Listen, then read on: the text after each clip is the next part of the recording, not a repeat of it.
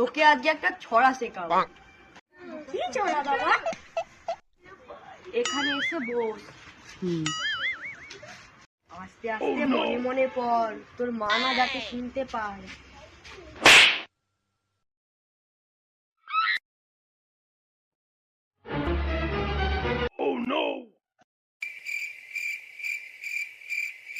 মা, আজকে একটা বাবা ছড়া শিখিছে।